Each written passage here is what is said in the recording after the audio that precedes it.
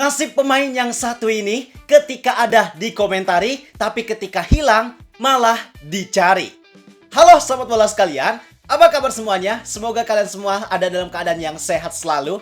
Jadi kemarin kita baru aja menyaksikan grand launching yang dilakukan oleh salah satu klub Liga Indonesia, sang juara bertahan yaitu Persib Bandung.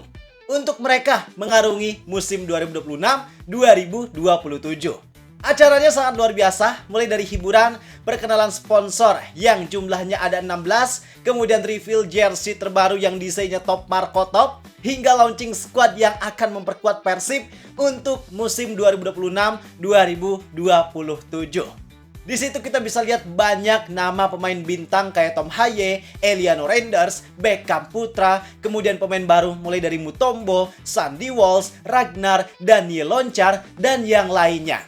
Tapi ternyata di balik perkenalan pemain tersebut ada satu pemain yang justru hilang dari radar. Di saat pemain lainnya datang dan dikenalkan ke publik, satu pemain ini justru gak hadir dan menghilang dari skuad Persib. Ini juga yang kemarin sempat banyak ditanyakan ke kita, apalagi di kolom komentar banyak banget yang nanyain. Bang, kenapa pemain ini gak ada? Kemana dia? Ketiduran kah? Gak baca grup kah? Atau kenapa? Pokoknya unik-unik lah kebingungannya.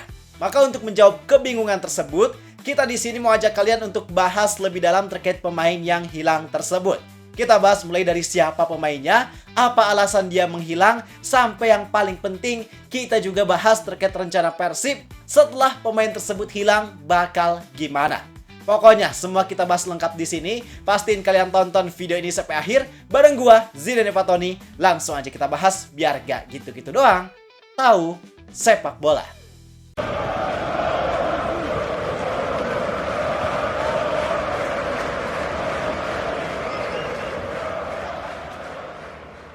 Oke, langsung aja. Jadi kemarin kan Persib memang sekalian launching squad yang akan jadi kekuatan untuk mengarungi kompetisi dalam satu musim ke depan. Mulai dari pemain, pelatih, staf pelatih, tim medis, sampai kitman, semuanya dikenalkan dalam satu panggung yang sama. Artinya ini menunjukkan bahwa yang jadi pemeran utama dari kesuksesan yang nantinya Persib capai itu bukan hanya pemain dan juga pelatih, tapi orang-orang yang ada di balik layar sampai kitman sekalipun, mereka merupakan tokoh penting yang punya jasa atau peran terhadap kesuksesan yang diraih oleh skuad Persib. Maka dari itu Persib gak mau membeda-bedakan kasta di antara mereka. Semuanya dianggap sama, semuanya berdiri di tempat yang sama, di panggung yang sama, tanpa ada perbedaan kasta sedikit pun. Nah, untuk pemain yang di-launching oleh Persib kemarin, kita udah hitung ada sekitar 32 pemain. 32 pemain ini udah termasuk 2 pemain yang saat ini lagi melakukan training camp bareng timnas kelompok usia. Dan menariknya, ternyata justru ada satu pemain yang sebelumnya ada, tapi di launching kali ini malah menghilang. Pemain tersebut adalah Ramon Tangke.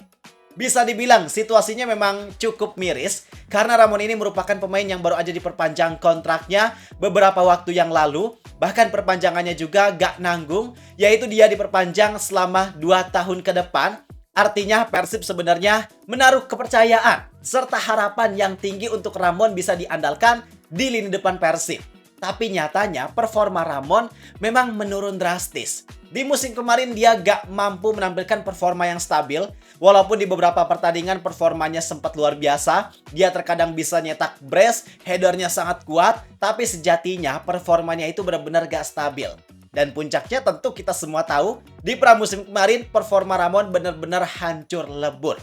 Dia gak bisa bermain dengan baik, skill individunya kacau balau, passingnya kacau, kontrol bolanya kacau, ketenangannya juga gak ada. Pokoknya hampir gak ada hal positif yang Ramon tunjukkan selama pertandingan pramusim kemarin. Entah apa yang terjadi, tapi performanya memang sangat mengecewakan. Dan atas performanya tersebut, itu memang jadi dasar utama yang menjadi bahan evaluasi untuk sekarang pihak dari pelatih maupun manajemen memilih untuk gak memasukkan nama Ramon di skuad Persib musim depan.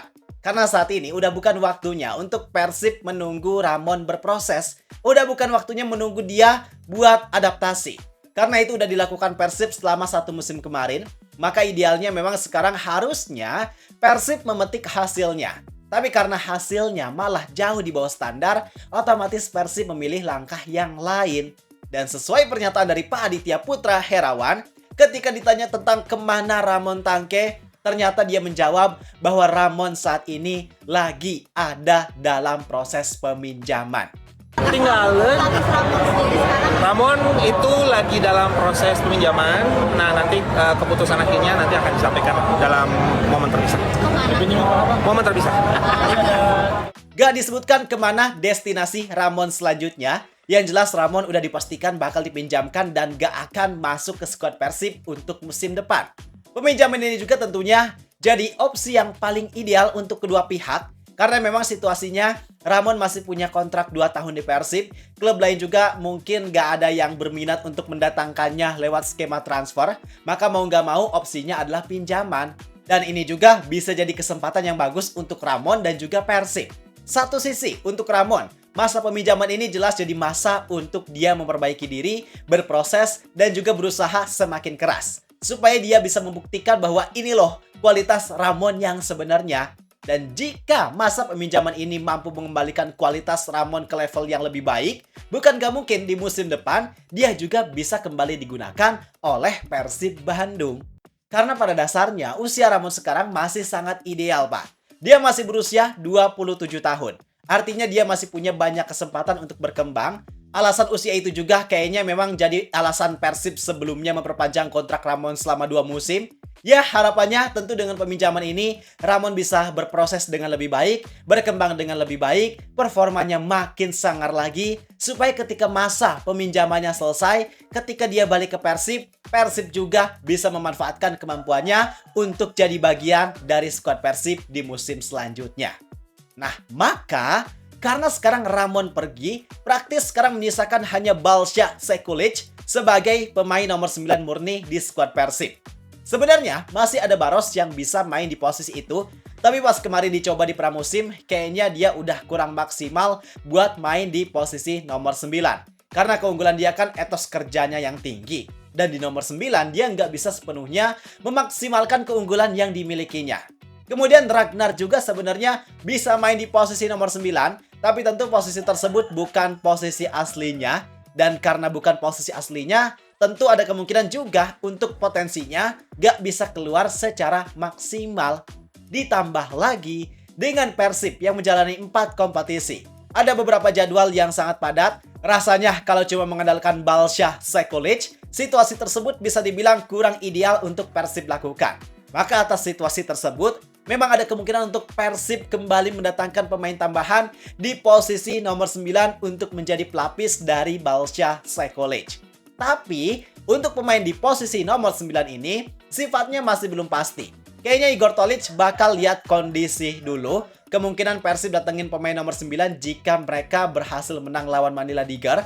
Selain itu, ada juga kemungkinan untuk di beberapa laga awal di bulan September nanti. Itu juga jadi bahan evaluasi apakah Persib butuh gak sih pemain tambahan di posisi nomor 9. Karena transfer window juga masih terbuka sampai akhir September. Jadi selama transfer belum ditutup, kemungkinan tersebut masih sangat bisa terjadi. Bisa jadi Persib datengin pemain barunya di deadline transfer. Kayak di musim kemarin mereka datengin Andrew Yung. Karena alasannya jelas, Persib perlu peningkatan kualitas dan juga kedalaman skuad kalau mereka mau bisa bersaing dengan baik di ACL2 dan juga di 3 kompetisi lainnya. Banyak yang nanyain juga, Bang, mana nih pemain baru? Mana kiper baru? Kok kemarin pas launching nggak ada? Nah, ini juga yang harus kita pahami. Kita kan udah menegaskan bahwa pergerakan transfer ini masih sangat mungkin terjadi. Skuad yang kemarin diumumkan itu bukan skuad final yang akan digunakan.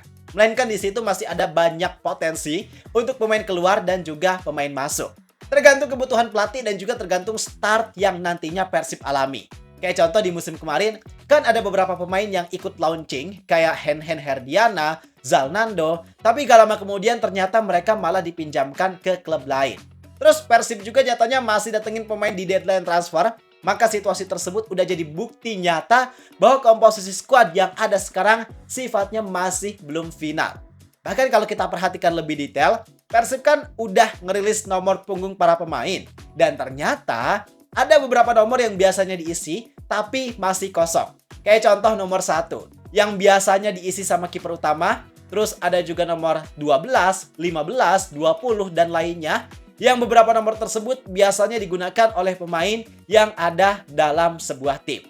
Jadi intinya kalian tenang aja, masih ada waktu 1 bulan lebih lagi. Tim pelatih maupun manajemen juga pasti lagi berusaha untuk mencari pemain terbaik yang memang mereka butuhkan. Apalagi pemain di posisi kiper, itu yang bilang bukan kita, tapi Mario Jozic langsung yang memastikan Persib bakal mendatangkan 1 pemain di posisi kiper.